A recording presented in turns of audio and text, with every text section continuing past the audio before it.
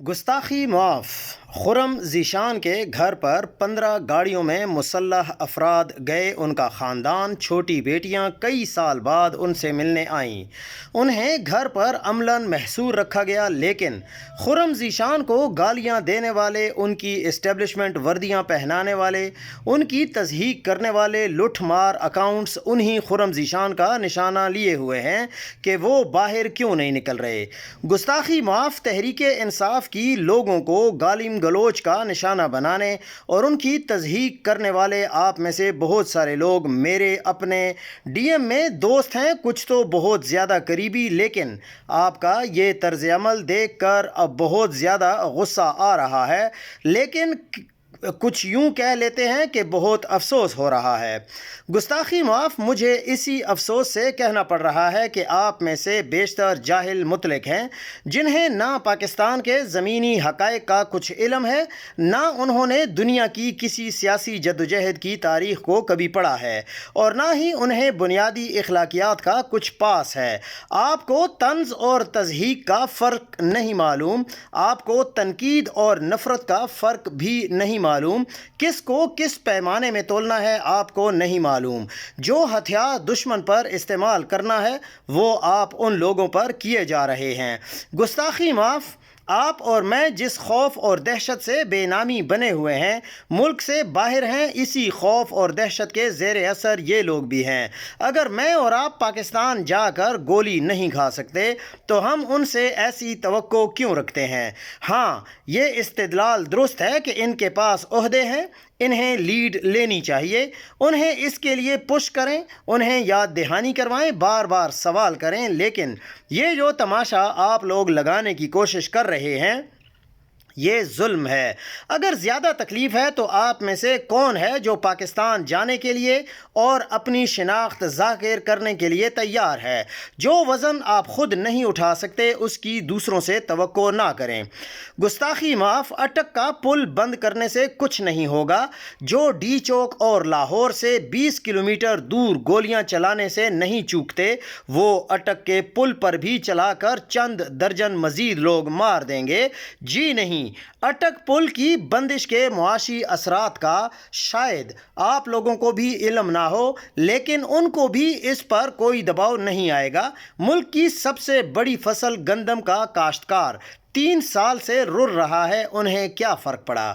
آلو اور کینو کا کاشتکار رو رہا ہے، انہیں کوئی عقل آئی نہیں نا؟ تو انہیں نہ آپ کو مارتے ہوئے جھجک آئے گی، نہ ہی آپ کو مرتے ہوئے دیکھ کر عقل آئے گی۔ گستاخی معاف، آپ نے سب سے پہلے دیکھنا ہے کہ یہ چاہتے کیا ہیں، ان کی کمزوریاں کیا ہیں، جس کے بعد آپ انہیں وہاں ہٹ کر کے دباؤ میں لا سکیں، انہیں خوف زدہ کر سکیں اور انہیں پیچھے دھکیل سکیں۔ وہ اس کٹ پتلی نظام کو جائز دکھانا چاہتے ہیں۔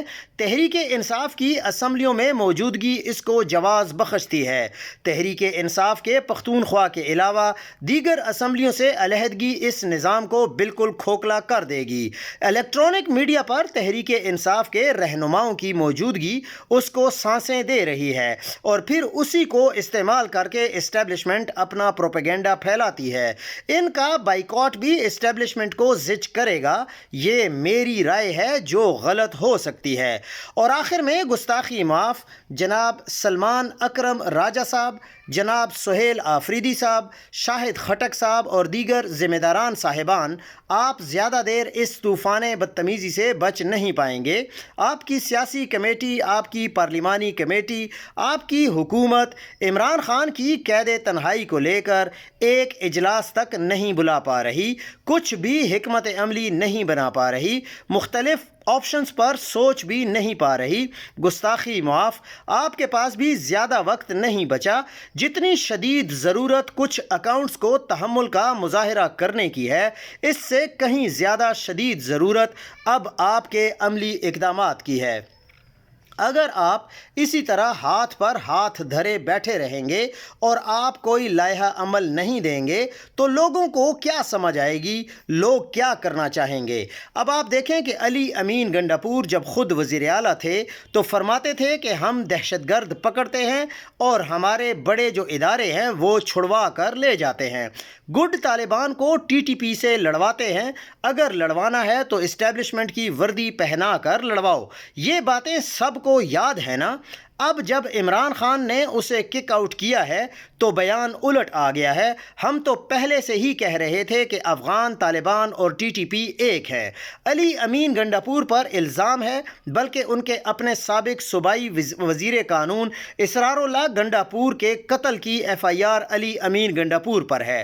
اسرار اللہ گنڈاپور اور ان کے بھائی اکرام اللہ گنڈاپور کے قتل کا الزام بھی علی امین گنڈاپور پر ہے۔ یہ دونوں صاحبان خودکش دھماکوں میں جام بحق ہوئے تھے، تو پھر سوال یہ ہے کہ علی امین گنڈاپور نے خودکش کہاں سے لیے تھے؟ علی امین گنڈاپور خود ٹی ٹی پی کی کیمپوں میں ٹریننگ کر چکا ہے۔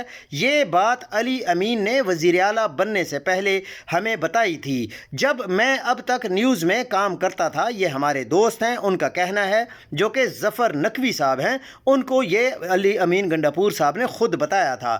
جب وہ اب تک نیوز میں کام کرتے تھے، پتہ نہیں لوگ اتنی منافقت کیسے کر لیتے ہیں۔ لوگ کہتے ہیں کہ عمران خان مردم شناس، یعنی جو ان کو لوگوں کی پہچان نہیں ہے، لیکن جیسے عمران خان نے علی امین گنڈاپور کو ٹھیک سے پہچانا، اسی پہچان پر عمران خان کو داد دینی پڑے گی۔